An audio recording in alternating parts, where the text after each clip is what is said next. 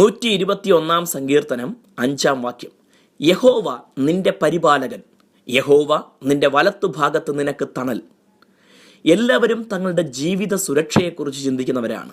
ദുരന്തങ്ങളിൽ നിന്നുള്ള സംരക്ഷണം മാത്രമല്ല, ജീവിതം എങ്ങനെ മുന്നോട്ടു പോകും, എങ്ങനെയായിത്തീരും എന്നുള്ള ചിന്ത പലപ്പോഴും നമ്മെ അലട്ടാം.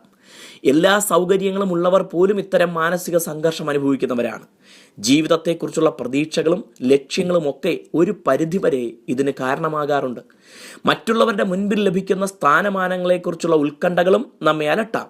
എന്നാൽ നാം ആശ്രയിക്കുന്ന ദൈവത്തെക്കുറിച്ച് നമുക്ക് പൂർണ്ണ ബോധ്യമുള്ളിടത്തോളം അത്തരം ആശങ്കകൾക്കിടം കൊടുക്കേണ്ടതില്ല. എല്ലായ്പ്പോഴും നമ്മുടെ ജീവിതം ദൈവത്തിൻ്റെ കരങ്ങളിലാണെന്നും ഏതു സാഹചര്യത്തിലും അവിടുന്ന് നമ്മോട് കൂടെയുണ്ട് എന്ന് മനസ്സിലാക്കുമ്പോൾ അത് മതി നമുക്ക് സകലത്തിനും.